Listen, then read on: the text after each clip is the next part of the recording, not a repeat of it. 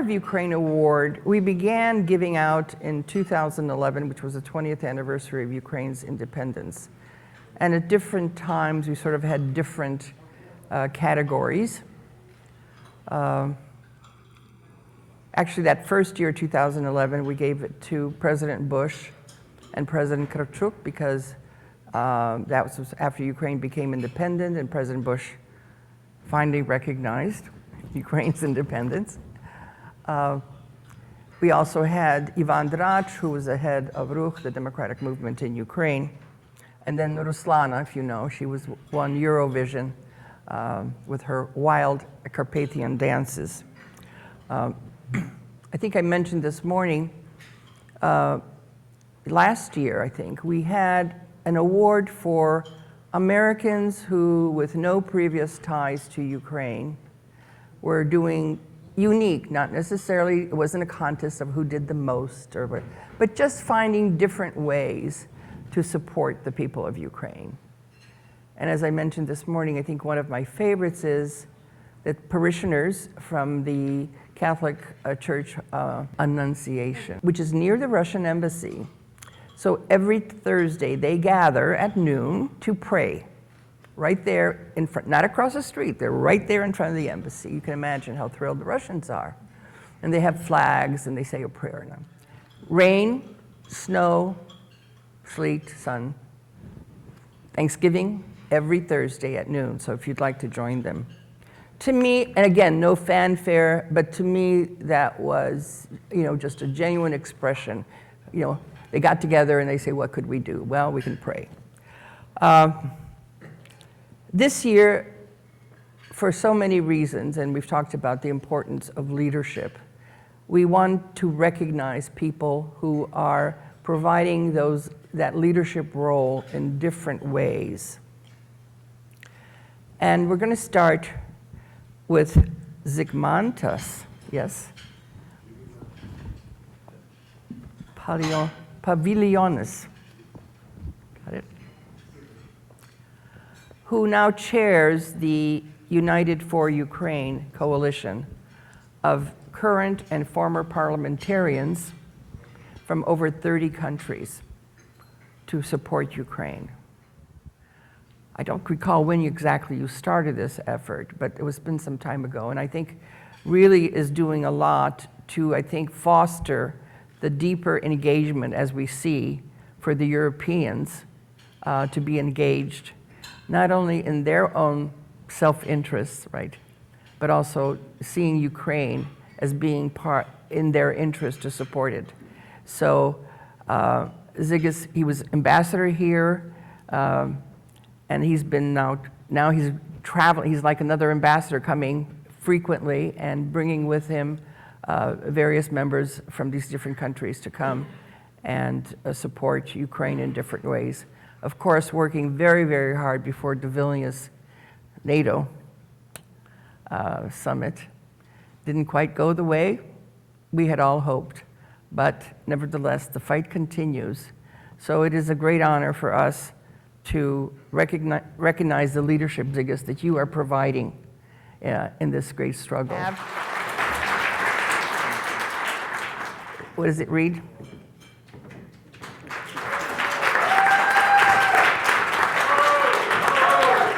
Just a few words.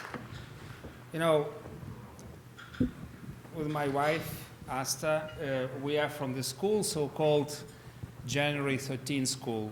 The school was the closest to TV Tower, where Soviets tried to oppress our independence fight. And we were the first to revolt in Soviet Union. So I saw Soviet tanks, they killed my friends. But because of this great transatlantic link, because of membership in EU and NATO, we transformed our country beyond the recognition. We are as happy, actually we are statistically, our youth till 30 years is the happiest on the globe, statistically. So I have 4 kids, we are strong, we shine freedom, and we believe this American dream. And honestly, it was tough in the beginning because not everybody was sharing this dream so passionately. like we are. But, you know, Baltic Nordic family, Poles, they were always part of that team. And with invasion of 22, the miracle happened in Europe. Yes, I represent actually, this is the family of parliamentarians of 40 countries, up to 500 MPs. Think like me. There is no difference between Spanish, Italians, and Lithuanians, south, north, east, west. We are united as hell for Ukraine. And it was not easy to achieve it. We were fighting with Andrius Kubilius, current defense commissioner, for first candidate status, now accession talks. And we know that we will do whatever it takes to make Ukrainians member of European Union, I think till 2030. It's doable because we work hard. We did it for our country. But the problem is that, you know, this enthusiasm was growing till Vilnius NATO summit, and then it collapsed. And when I come to America, you know, I try to say, like more or less each month, Americans, we were so close to victory. We just need your plan. We just need your strategic decision. We have brains, money, experience to stop the Russians. Yes, we will be more American in Europe. We will now step on defense. We have a lot of money. Germans just put 500 billion. We just announced 800 billion. We as little Lithuanians are pushing defense spending to 6%. And you know, everybody is doing it, and we will do it. But please, Americans, dance this tango together. You know, believe your own dream. We believe this dream more than you. Be Americans. You know, we revolted, we transformed the world, so make it with us. And if you do it, we do in Europe, in 1 or 2 years we will win the war.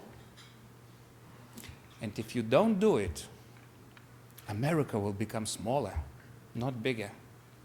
If you want America to become big, it's with us, Europeans, and with Ukrainians. This is the only chance.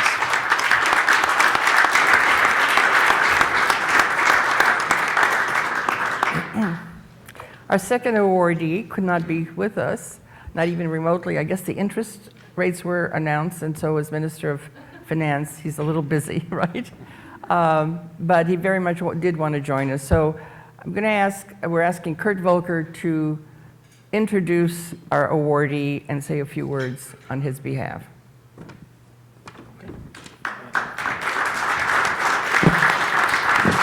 So thank you very much, Nadia. I'm here to say a few words about Jens Stoltenberg.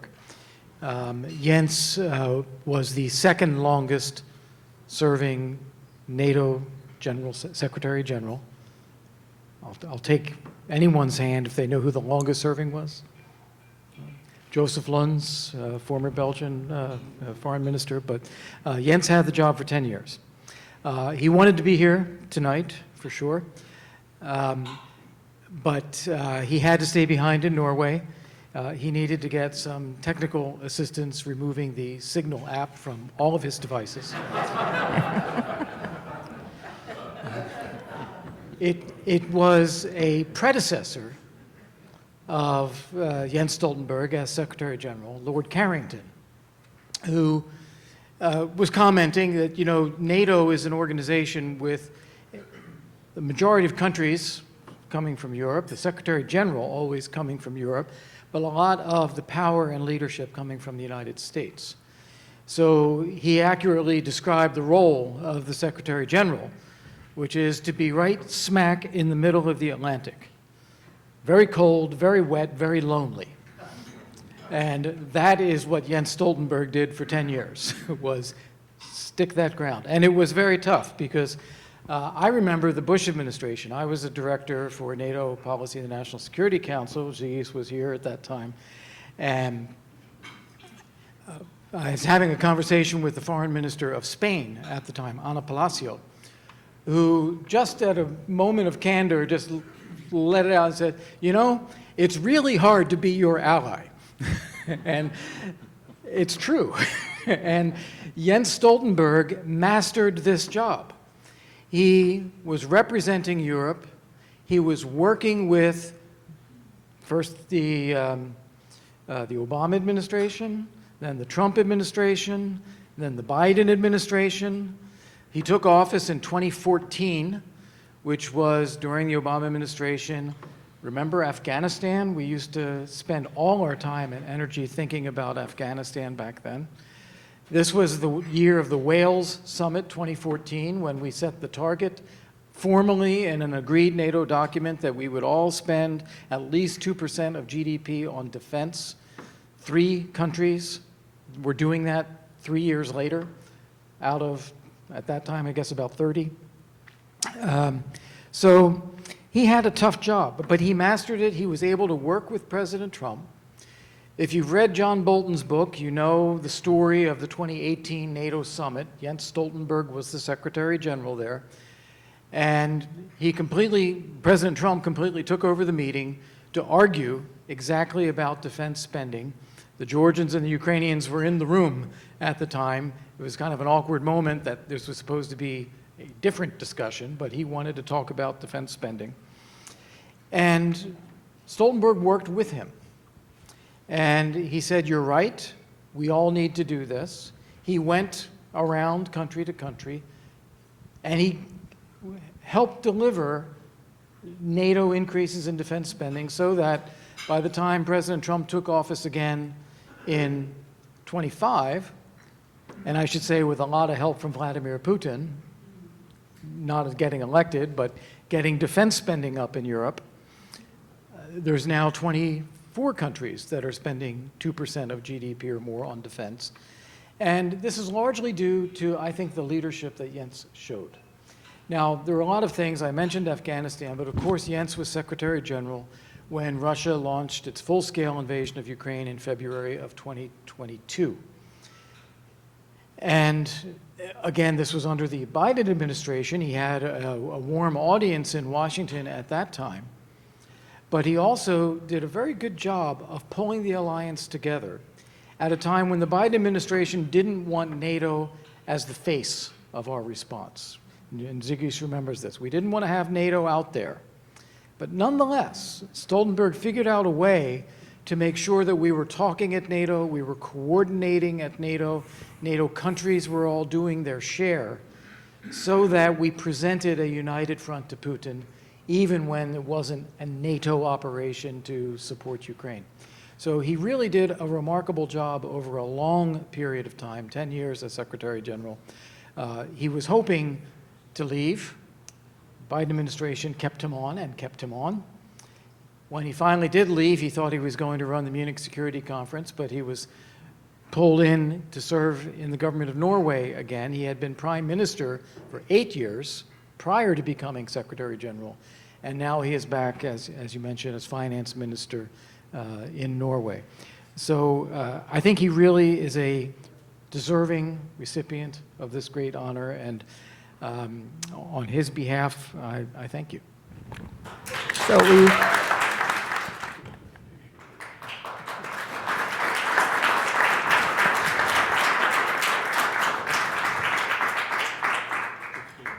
Thank you. And now I'm going to ask, yes, Senator McConnell and Barbara McConnell Barrett to come to the stage.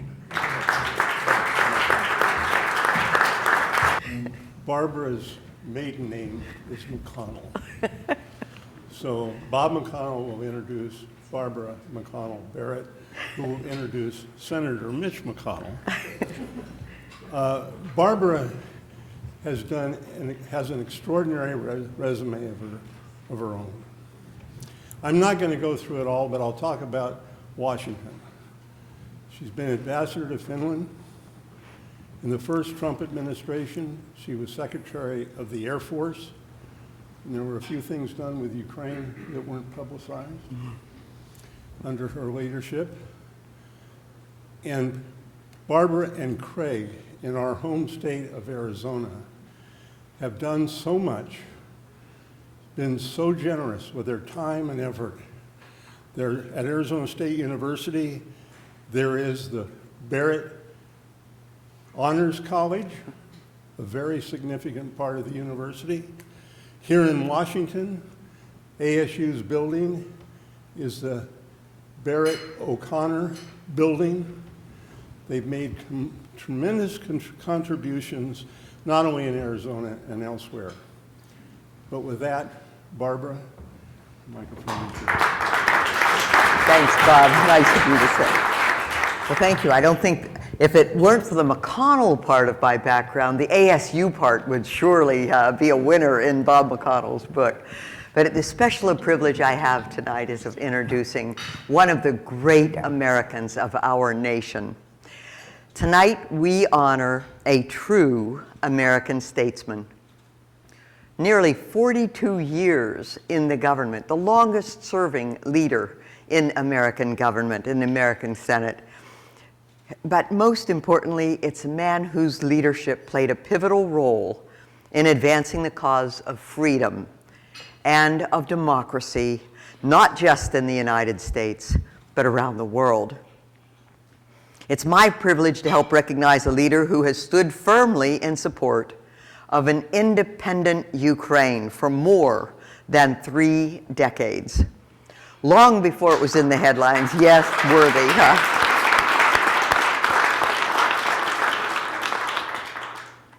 Long before it was in the headlines, and long before many recognized the urgent need to defend Ukraine's sovereignty, Senator Mitch McConnell has been a steadfast advocate for Ukraine since the early days of independence, championing its sovereignty toward the collapse of the Soviet Union. Indeed, Senator McConnell supported appropriations for programs benefiting Ukraine beginning even before independence. Throughout his decades of service in the United States Senate, he has been a driving force behind efforts to strengthen the U.S. Ukraine relationship, to ensure military and humanitarian aid, and to rally bipartisan support for Ukraine's right to determine its own future. In moments of great consequence, Senator McConnell has been unwavering, speaking out forcefully against aggression, securing vital assurances, and reminding the world of the fight for Ukraine and that is a fight for democracy itself. For his decades-long dedication to Ukraine's sovereignty and his leadership in ensuring that the United States remains a strong ally in the fight for independence, the U.S. Ukraine Foundation is proud to present Senator Mitch McConnell with the Star of Ukraine Award.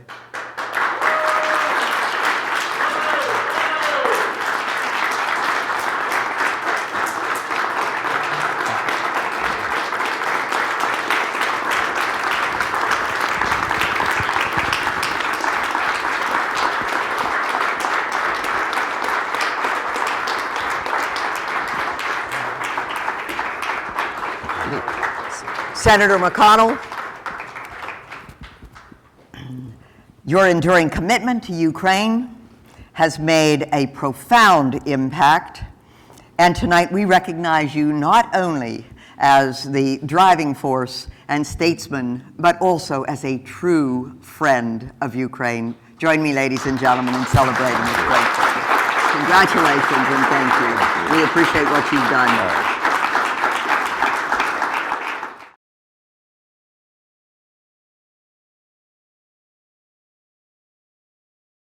Like most Americans, Thank you very much. before the Barbara, fall of the Soviet Union, I'm not sure I could have found Ukraine on a map. But the first time I heard passionate people talking about Ukraine had the same last name I did. So I started sort of paying attention. And obviously after the collapse of the Soviet Union, things began to change dramatically. And the first person in my family to go to Ukraine was Elaine Chow, my wife, who was a member of the cabinet for 12 years, making her the longest serving cabinet member in at least since World War II.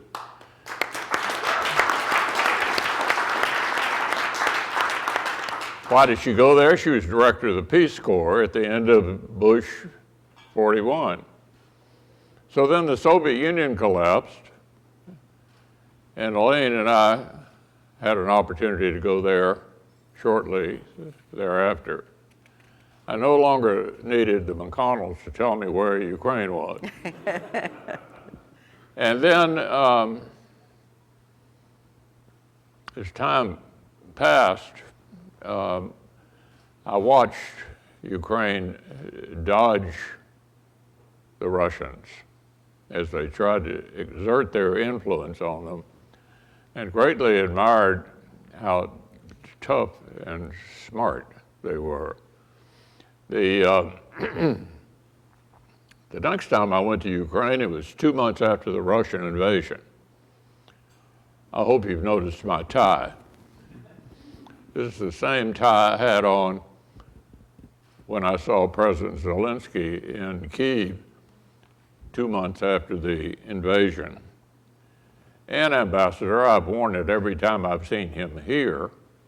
It's the good luck tie that hopefully reminds people in this country of the importance of defending the independent status of Ukraine.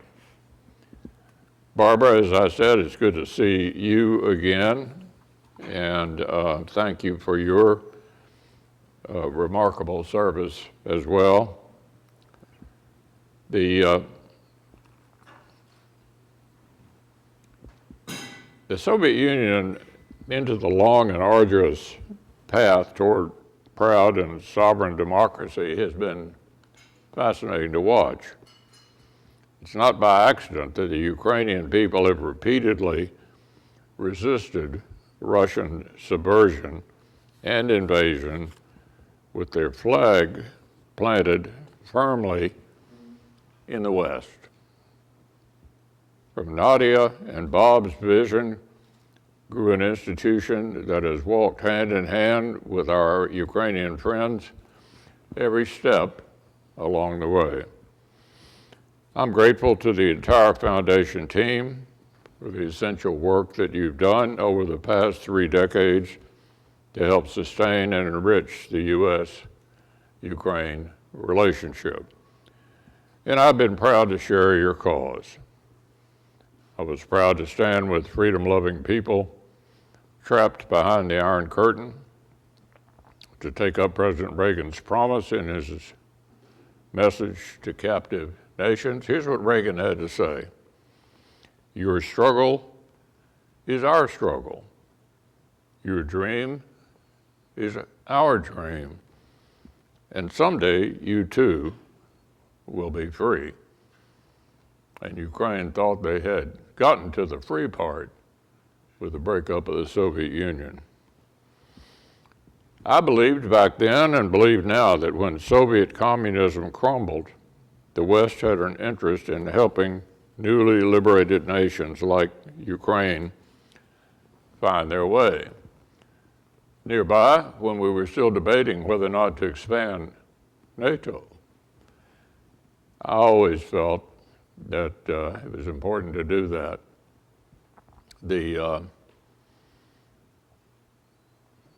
I wasn't confident the Russians were going to change. And I remember my dad telling stories. He was a foot soldier in World War II. And he met the Russians at Pilsen in what was in what is now the Czech Republic. I have letters that he wrote my mother saying, "I think the Russians are going to be a problem. This is a regular foot soldier, not a general." Seeing how people in Czechoslovakia at that time were reacting to whether or not they ended up on our side or theirs after the lines were drawn. The transatlantic relationship that developed after World War II needs to continue to endure.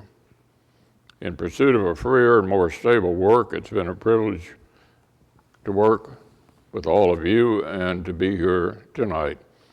So I hope you'll forgive me for saying things that those in this room already understand. Almost everything I'm going to say tonight you probably agree with. I wish everybody else did. Reiterating principles, acknowledging a reality you already know, as I said, but which cannot fail to impress upon others. So peace, obviously, is a noble goal, and few deserve it more than the people of Ukraine, who feel the absence of peace most viscerally when they stand in the rubble of their homes, their schools, and their churches. And when they say goodbye to children or parents bound for the front, some never to return. If there's anyone who will take at their word when they say peace, it's the people who had peace stolen from them. The nation whose unique identity has led Kremlin totalitarians time and time again to starve, subjugate, and try to destroy. In the past 3 years, if suffering have served any purpose at all, it's been to remind the West of the truth that Ukraine has known literally for generations. Peace is a noble goal, but as our friends on the front lines understand in their bones, the price of peace that you have to pay matters. It matters today like it mattered back in 1938, when the West took an aggressor at his word and trusted that his aims were modest, they acted in good faith, and that appeasement would yield peace for our time. Will the price of peace yet again be fawning Western weakness? Will we entertain Putin's claim on Russian speakers beyond his borders, like the West acquiesced to Hitler's claim on German speakers? The past 3 years have shown again how easily aggressors can twist history to suit their whims and provide fig leaves for their apologists, fifth columns, and useful idiots in the West.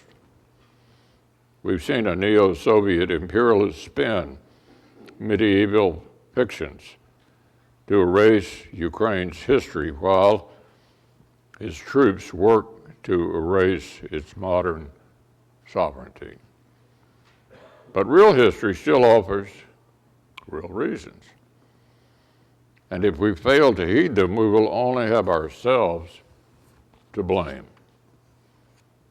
In 1985, when I was very new to the Senate, Margaret Thatcher came to Washington and addressed a joint session of Congress. Her message was clear. Here's what she had to say. Wars are not caused by the buildup of weapons. They're caused when an aggressor believes he can achieve his objectives at an acceptable price.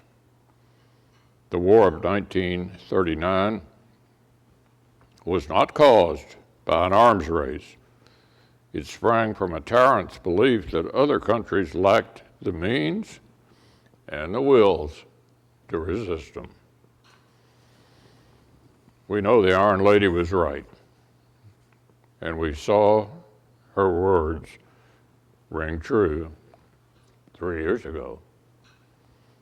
America was in retreat from Afghanistan despite Putin's invasions of Georgia in 2008 and Ukraine in 2014, Europe was still in denial about the urgent requirements of collective security. And a tyrant concluded, rightly, that our deterrence was neither capable nor credible. Of course, what he failed to account for was the unshakable resolve of Ukraine itself. For 3 years now, we've watched Ukrainian military adapt and innovate faster than America and Western allies could hope to ourselves. Under constant siege, they've managed, for one thing, to become the world leaders in tactical drones. The world's leaders in tactical drones in the middle of the conflict. Ukrainians have seen the future of war, and they've mastered it. Turning our backs on such capable partners isn't just immoral, it's self-defeating. Today, finally, European allies are making strides toward more capable forces of their own. But after 3 years, America is no more credible in the commitments we make to stand with our allies and defend our clear interests. And our own capabilities are actually in decline.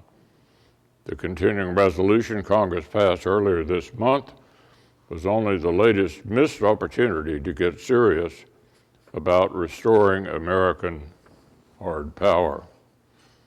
The war is a reminder that what happens in one region has implications in another. That weakness in the face of one adversary could invite aggression from another, even closer to home.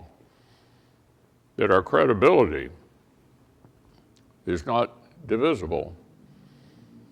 Allies half around the world in Asia have told us the same, that Ukraine's defense against Russian aggression matters to those who live in China's shadow. America can't afford to ignore these lessons.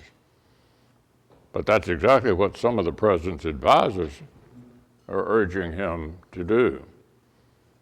When the president's envoys trumpet the magnanimity of a thuggish autocrat, they do so under the watchful eyes of his friends in Beijing, Tehran, Pyongyang. When his representatives in negotiations masquerade as neutral arbiters or legitimize sham elections or treat aggressor and victim as morally equivalent, they do so in full view of longtime partners across the globe, some who know the taste of aggression, some who have had good reason to fear its imminent arrival. When America officials court the favor of an adversary at the expense of allies, when they mock our friends to impress an enemy, they reveal their embarrassing naivete. Unless we change course, the outcome we're headed for today is the one we can least afford. Here's the headline that must never be written. Russia wins, America loses. Russia wins, America loses. An illusory peace that shreds American credibility, leaves Ukraine under threat, weakens our alliances, and emboldens our enemies. So let's go back to 1940. FDR warned, quote, "No man can tame a tiger into a kitten by just stroking it." But of course, by then, stroking and appeasement had already invited war. and America was already on its way to spending more than a third of GDP on fighting and winning it. Let me say that again. The height of World War II, 37% of GDP spent on defense. War is a heck of a lot more expensive than deterrence. After military spending hit 37% during the war, as I just said, it reached almost 14% in Korea, 9% in Vietnam, and only 6% during the Reagan buildup. It's a lot cheaper to deter a war than to have one. The principle behind the buildup has returned as the most popular phrase in Washington today. You hear everybody saying it, peace through strength. Well, it's not whether you say it or not, it's whether you do it or not. But too many of those who use it, particularly among the president's advisors, don't seem ready to summon the resources and the national will that it requires. They ought to go back to the wisdom of President Reagan's friend, Margaret Thatcher. The rest of her advice to Congress was this, quote, "Our task is to see that potential aggressors from whatever quarter understand plainly that the capacity and the resolve of the West would deny them victory in war and that the price they would pay would be intolerable." We have a lot of work to do on this front. The resolve of the West will require that we actually stand with the West.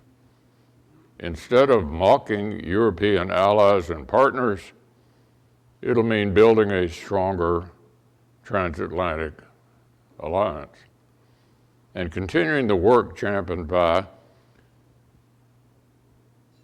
people like Jens Stoltenberg. Threatening intolerable costs will require credibility. The best way to lose credibility with allies in Europe and with friends further afield is to abandon Ukraine as beyond somehow our scope of interest.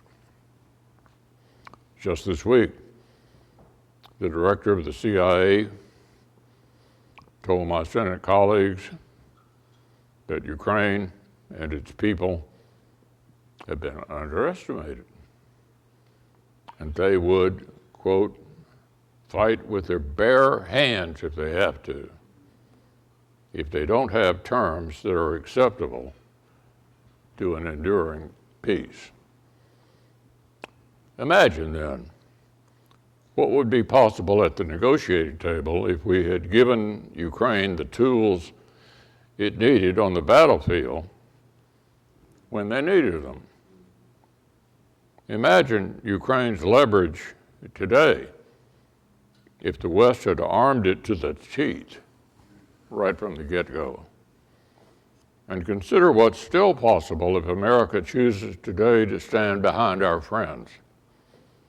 If we committed to helping Ukraine secure a just and enduring peace. So I'll close with an observation the great historian Bernard Lewis attributed to a Turkish general, and it goes like this. The Americans are dangerous allies. You never know when they're going to turn around and stab themselves in the back.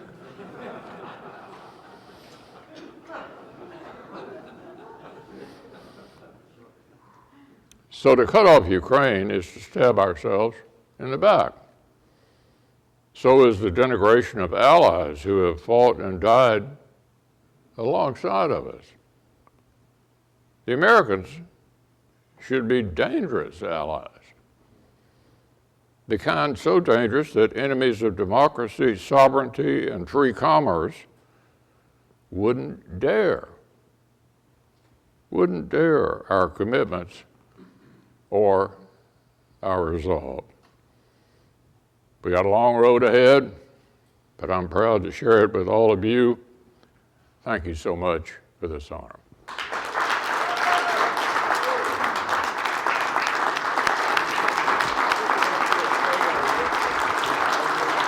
Okay. Can we get another photo here? So proud to have the shared name. That's great. Thanks a lot. Probably we should do a photo with the Yeah. award. Yeah, Keith. Here. Over.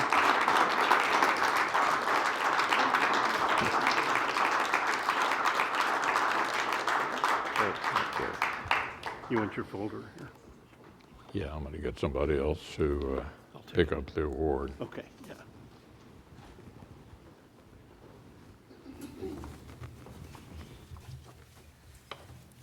Once more, ladies and gentlemen, would you join me in this time?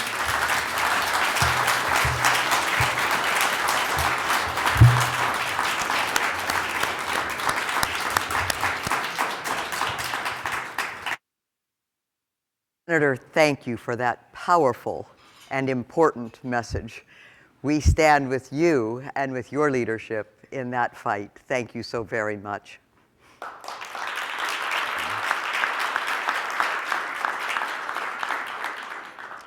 Well, what an extraordinary night it has been. Thanks to each of you for being here tonight. We hope that you were not just inspired, but we hope you were also motivated. At the start of the evening, Nadia McConnell reminded us that this is a moment in history and a moment that history will remember. The battle for Ukraine is not just about one nation's survival. It's about defending Western values that we all hold dear. Those values like sovereignty, liberty, democracy, and the right of people to choose their own future. We've heard from tonight's distinguished honorees who have each played a critical role in ensuring that Ukraine stays strong in its fight for freedom. Their leadership is a beacon of hope, but leadership alone is not enough, and that's where we all come in. Over 3 decades, the U.S. Ukraine Foundation has been in the forefront of advocating for Ukraine. Long before the world's attention turned to Kiev, this organization was building bridges, was forging alliances, and enduring and ensuring that Ukraine's voice was heard in Washington, D.C. and beyond. Today, their work has never been more important. They are advising policymakers and ensuring that Ukraine remains a top priority in the halls of power. They are mobilizing resources to support humanitarian and vital assistance to the Ukraine.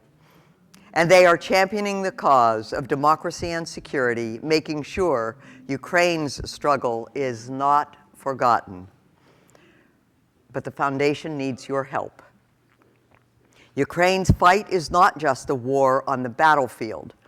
It is a test of our will, our resolve, and our commitment to the values that unite all of us. And if we don't act, if we don't sustain this momentum, we risk losing everything that has been fought for. So tonight, I ask each of you to join my husband Craig and me in supporting the U.S. Ukraine Foundation.